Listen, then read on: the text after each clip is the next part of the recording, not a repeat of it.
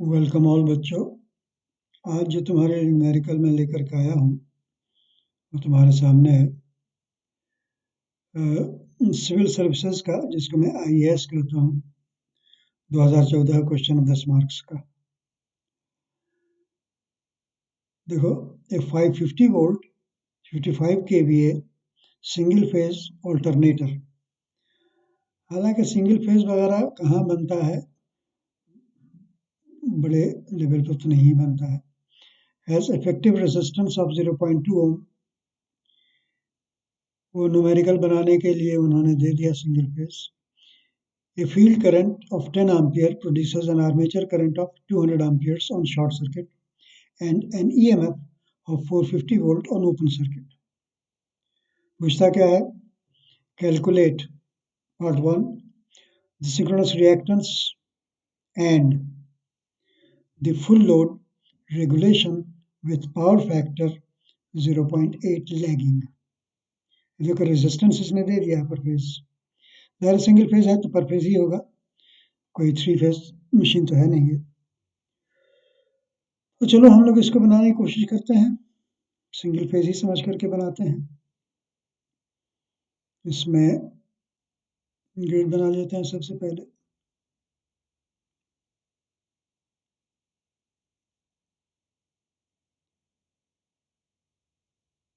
Solution किसी page पर करते हैं, कुछ तो जगह है इसमें बची हुई। हाँ, इतनी जगह है। कहाँ गया पेन?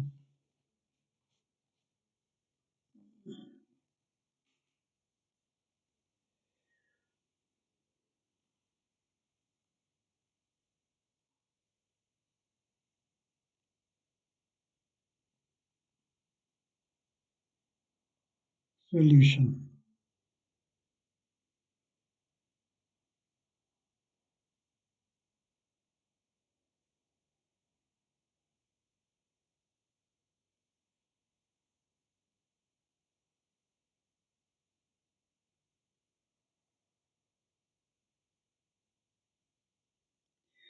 देखो, तुम जानते हो कि ZS सिंक्रोनस इम्पीडेंस से होता है। We know that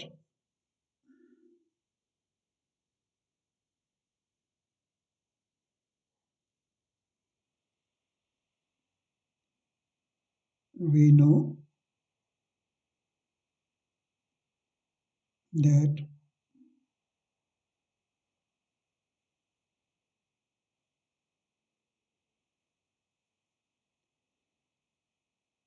the synchronous impedance ZS as a complex number is equal to magnitude VOC by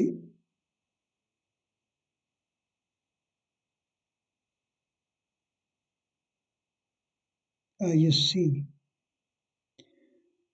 angle theta, जो इम्पीडेंस एंगल होता है। ठीक है, वैल्यू पुट कर दो। ये हो गया। ओपन सर्किट वोल्टेज दिया हुआ है 450, सिंगल फेज की मशीन है।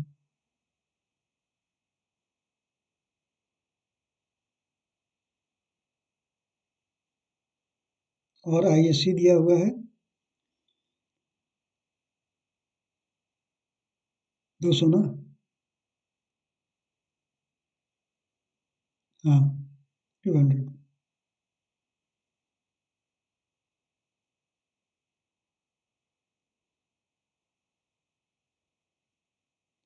अब जहाँ तक एंगल का सवाल है, ये tan inverse x by r हो सकता है, tan inverse x by r हो सकता है, या cos inverse r by z. याद है, ये cos inverse r by z भी हो सकता है। नहीं समझ आता है? इम्पीडेंस का ट्रायंगल देख लिया करो। कॉस इनवर्स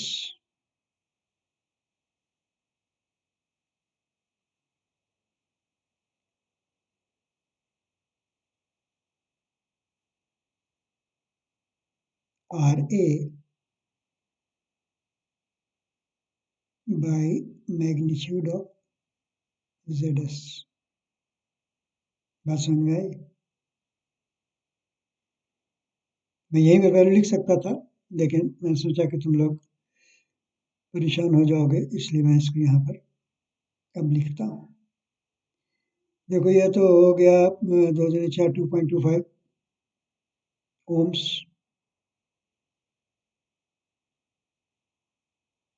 यह है ZS का मैग्नीट्यूड। एंगल क्या होगा? एंगल होगा कॉस इनवर्स आर ए का वैल्यू इसने पहले से दिया हुआ है, कितना? 0.2। और ZS का मैग्नीट्यूड तुमको यहीं पर नजर आ गया, 2.25। 2.25।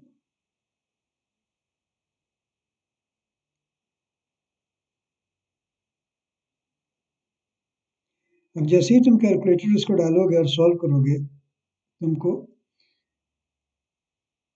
वैल्यूज मिल जाएंगे।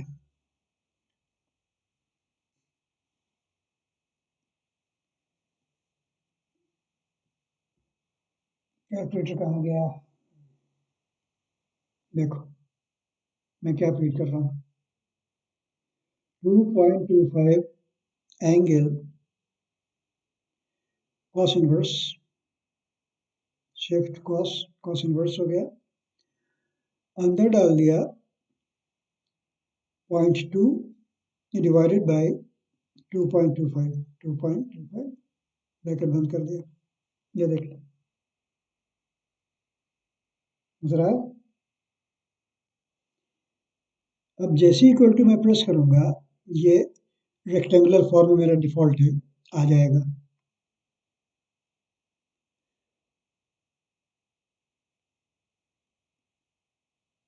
देखो ये आ गया 0.2 प्लस, नेचुरली रियल कंपोनेंट 0.2 है तो हम जानते हैं। ये आ गया 0.2 जो आर ए का वैल्यू था, प्लस जे एक्सेस का वैल्यू आ गया 2.24। 2.241 कर देते हैं, 3 डिजिट प्लेस अगर करना है तो। जे 2.241, हालांकि इतनी ज़रूरत नहीं है, लेकिन मेरा कैलकुलेटर पर आ गया है तो कर देते हैं। 0.2 प्लस जे 2.241, ये है ओम। निकल गया ना एक्सेस का वैल्यू? क्यों? इसलिए कि ZS क्या होता है? R A plus j X S, R A plus j X S. Therefore, equating imaginary parts, therefore equating imaginary parts। मैं आमतौर पर इतना लिखता नहीं हूँ, तुम लोगों की वजह से लिख रहा हूँ। Therefore equating imaginary parts।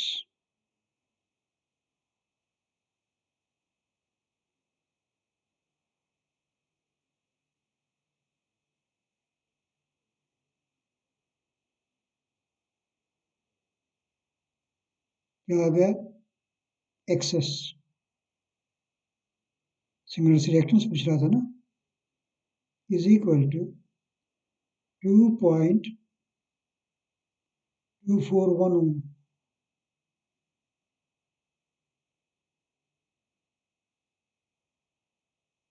ये आंसर हो गया तुम्हारा, ये तुम्हारा आंसर हो गया। किस पार्ट का? पार्ट वन का। सोल्यूशन पार्ट वन यहाँ पे कर देते हैं। भूल जाते हैं हाईलाइट करना, तो यहीं पर हाईलाइट कर देते हैं।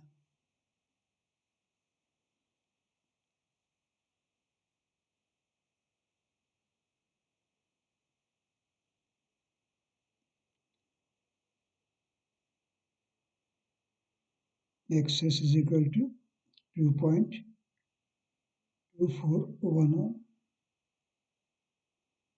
तुम लोग चाहोगे एग्जाम में तो लिखते ना एक्सेस के पहले सिंक्रोनस रिएक्टेंस, हर आदमी जानता है, कोई प्रॉब्लम नहीं।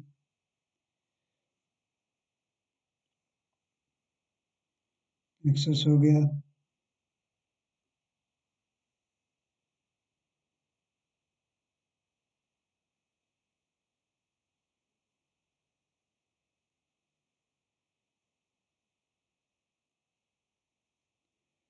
अब हम लोग पार्ट टू पे आते हैं।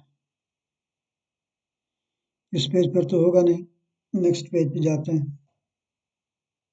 अब पार्ट टू में ये रेगुलेशन निकालने के लिए कहता है। रेगुलेशन के लिए फुल लोड करंट चाहिए सबसे पहले।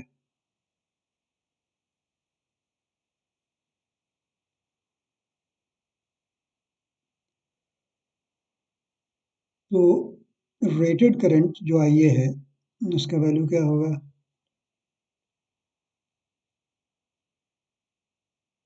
आई ए का मैग्नीट्यूड हो जाएगा, मैंने एरो नहीं लगाया, आई ए इज इक्वल टू कितने 5.5 केवीए की मशीन है, 55 केवीए की। आई ए इज इक्वल टू 55 इंटू 10⁻³ ये भी ये हो गया। कितने रेटेड वोल्टेज क्या है? 550। 550। तो ये हो गया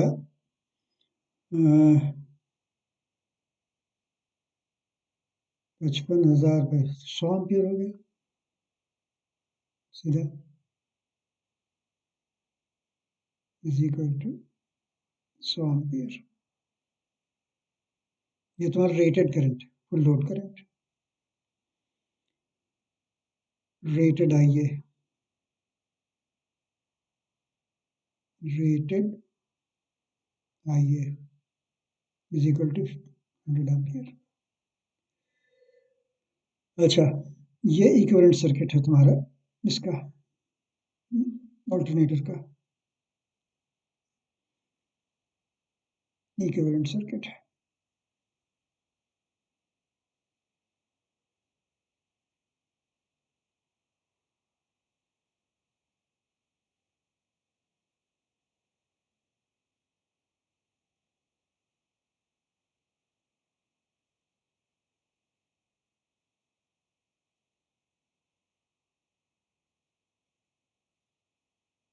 इक्विवेलेंट सर्किट, इस सर्किट से किरचॉफ का वोल्टेज लॉ क्या बताता है तुमको?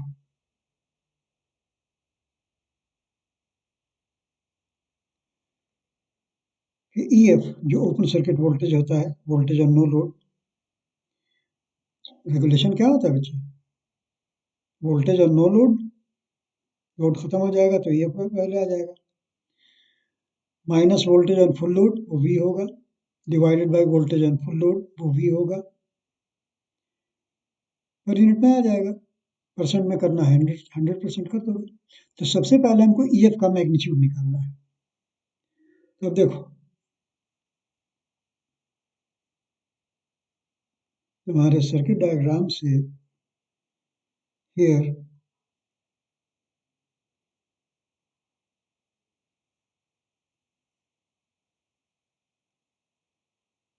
हियर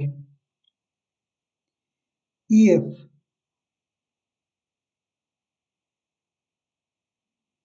as phasor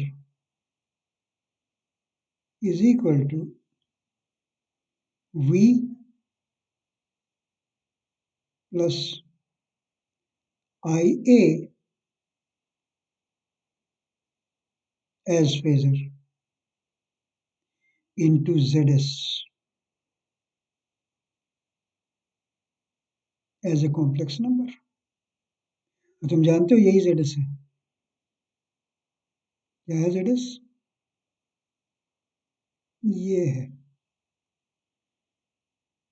इसको ठहरने नहीं देगा, इसको बैकग्राउंड में कर देंगे तो ठहरने देगा शायद। मैं चेक करूं कि बैकग्राउंड में जाता है कि नहीं।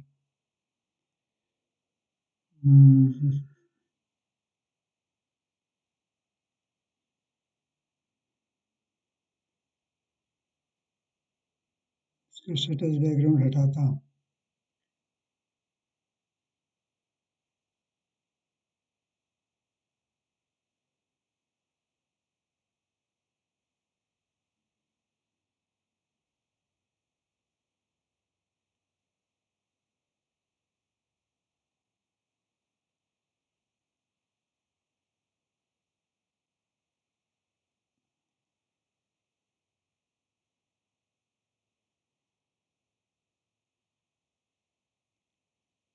ये क्या हो गया?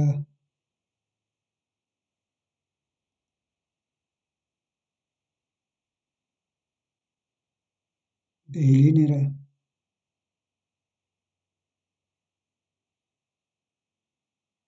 ऊपर नीचे हो गया ज्यादा।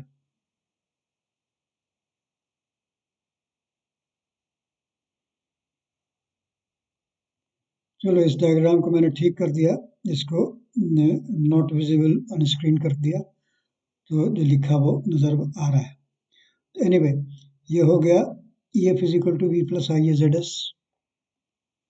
ZS है RA प्लस JXS। बस वैल्यू पुट कर दो। जरा सा छूते हैं और इसमें आ जाता है।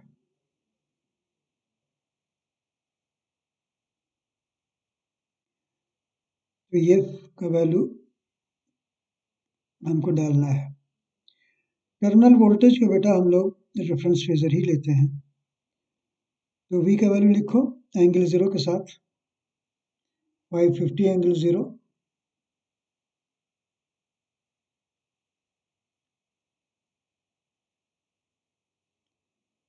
550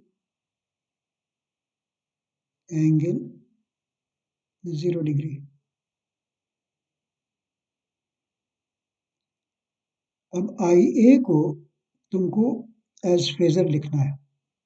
मैग्नीट्यूड तो तुम जानते हो, और एंगल वो है जिस पर तुम्हारा रेगुलेशन मांगा गया है। 0.8 लैगिंग एंगल 0 है। अगर वोल्टेज तो लैगिंग पावर फैक्टर के लिए एंगल इसका माइनस होगा, माइनस कॉस इनवर्स 0.8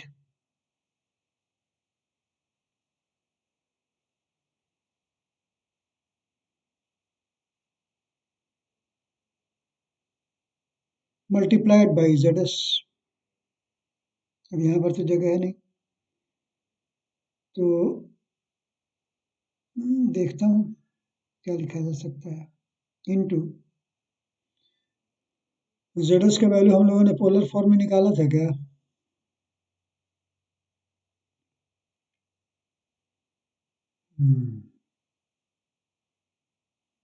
हाँ, यहाँ पर कर सकते थे। इसका पोलर फॉर्म जो आया था उसका हम लोग कर सकते थे डायरेक्ट, या 0.2 प्लस J 2.241 लिख दो, उससे भी काम चल जाएगा।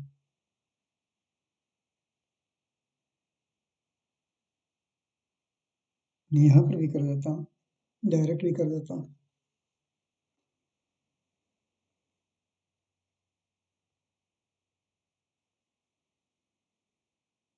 0.25 एंगल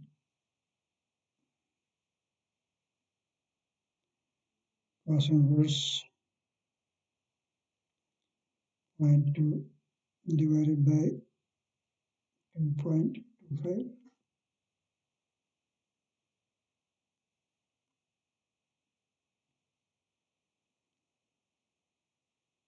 शिफ्ट,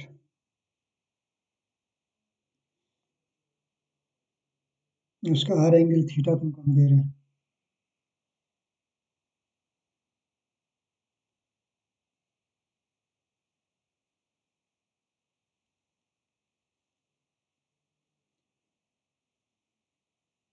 ये हो गया 2.25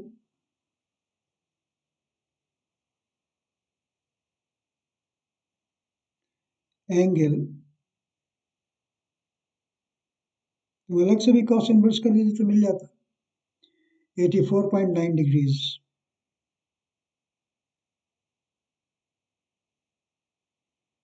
84.9 degrees ohms.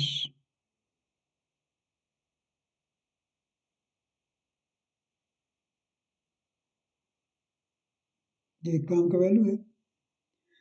Cos inverse 0.2 by 2.25 करोगे तो भी 84.9 आ जाएगा। हमने कन्वर्ट कर दिया था, चूंकि कैलकुलेटर पे वो कर देता है अंदर ही अंदर,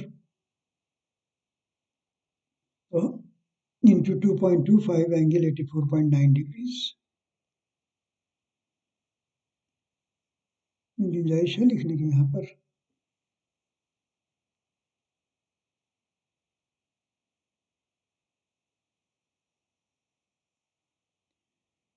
लिखने देना नहीं चाहता ये। 2.25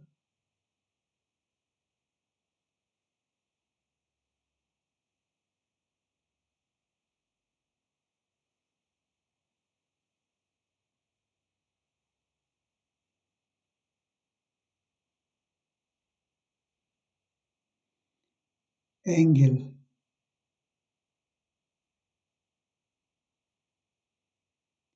84.9 डिग्रीज। मैं घुसा जा रहा हूँ उसमें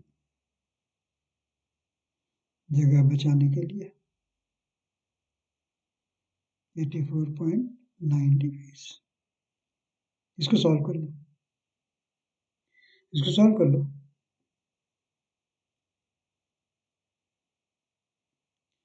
मैं डायरेक्ट उसका पोलर फॉर्म लिख दूंगा।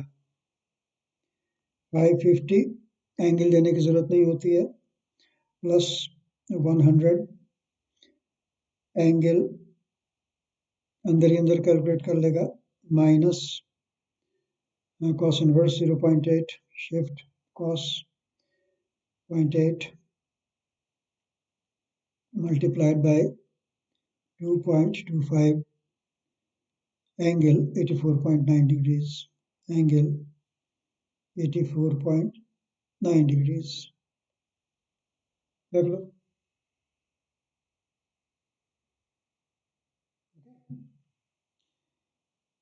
इक्वल टू रेक्टेंगुलर फॉर्म में 700.47 प्लस J167 में कुछ आ रहा था, तो इसको अब मैं पोलर में कन्वर्ट कर रहा हूँ। Shift complex R angle theta equal to,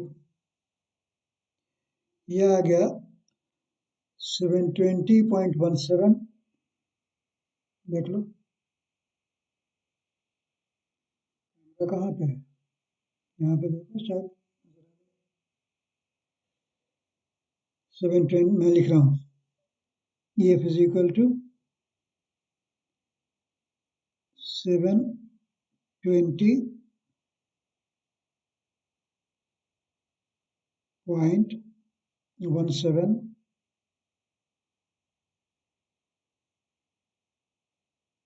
plus J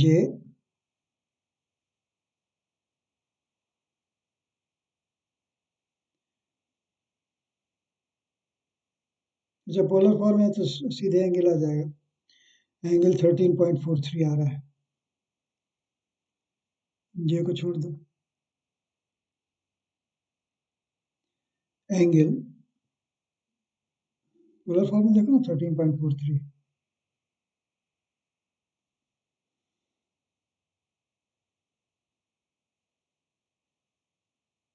angle 13.43 degrees.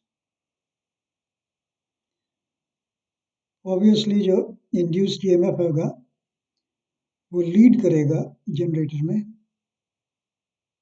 V से, कितने एंगल से? 13.43 डिग्री से यहाँ लीड कर रहा है। तो खैर वोल्टेज रेगुलेशन निकालने के लिए तो हम लोगों को जरूरत होती है सिर्फ मैग्नीट्यूड की।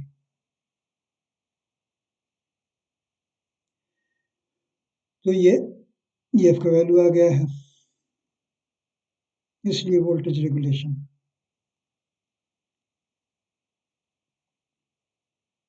इसलिए वोल्टेज रेगुलेशन, वोल्टेज रेगुलेशन जब बोला जाता है तो फुल लोड पर ही होता है।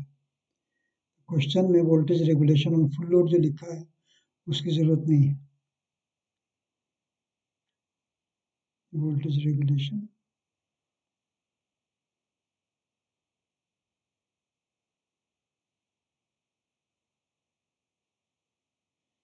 तुम जानते हो वोल्टेज रेगुलेशन क्या होता है? Voltage on no load minus voltage on full load divided by voltage on full load, where full load voltage is the rated voltage। तो वोल्टेज रेगुलेशन हो गया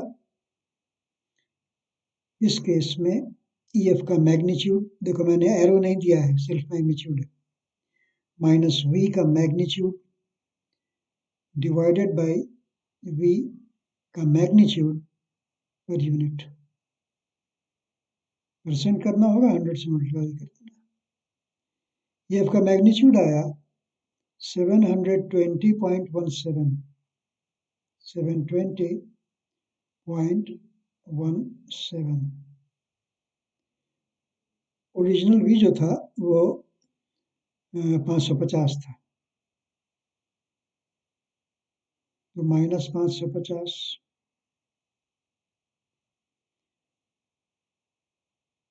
डिवाइडेड बाय 550,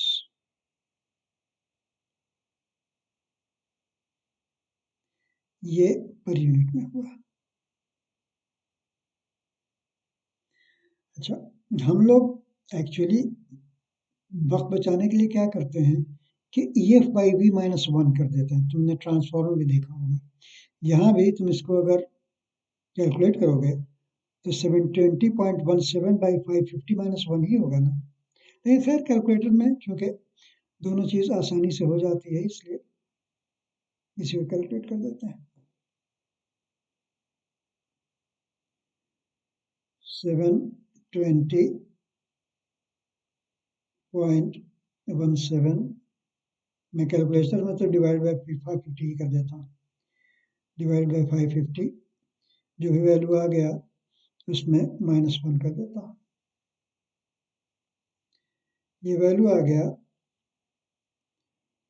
0.3094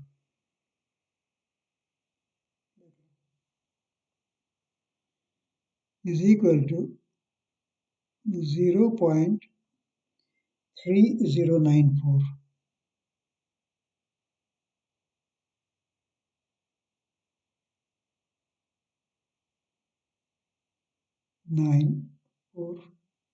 ये वैल्यू है पर यूनिट में। Percent में क्या हो गया? Is equal to 30.94%।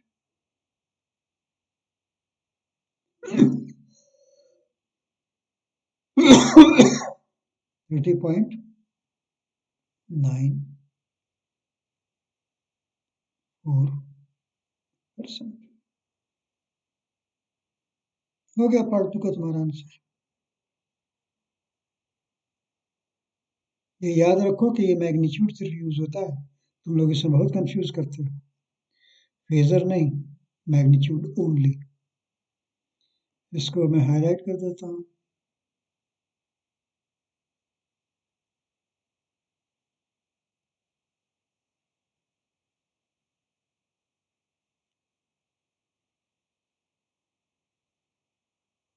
दोनों कर देता हूँ, पर यूनिट में चाहिए पर यूनिट ले लो, परसेंट चाहिए परसेंट ले लो। ठीक है बच्चों, ये तो न्यूमेरिकल हो गया, कोई ख़ास परेशानी की बात नहीं थी। ये सब हम लोगों को प्रॉब्लम होता है थोड़ा इसमें, क्योंकि प्रैक्टिस बहुत ज़्यादा नहीं है इनकी। तो इक्विवेलेंट सर्किट मैंने फिर से लिख दिया था, ZS यहाँ पे कर दिया था।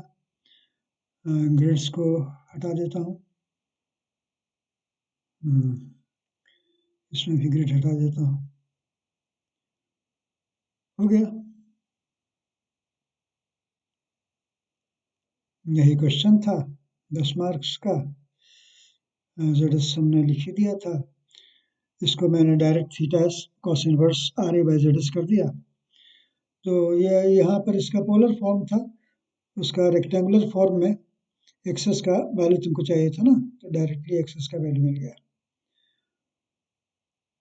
दूसरे पेज पर चूंकि रेगुलेशन चाहिए था, तो फुल लोड करंट 100 एम्पियर्स का आ रहा है, ये physical to be plus I ZS कर दिया।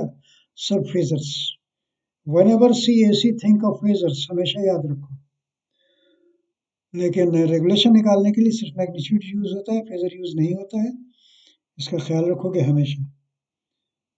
तो ये ऐसा हो गया, इसको EF बाई V-1 भी कहा जा सकता था, तुम जैसे चाहो कर दो, कोई खास फर्क नहीं पड़ता है।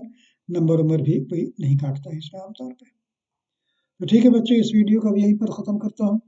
मैं चेक कर लूँ कि ये वीडियो रिकॉर्ड भी हो रहा था कि नहीं। सबसे प्रॉब्लम तो यही होता है, ये रिकॉर्ड हो रहा था, थैंक गॉड।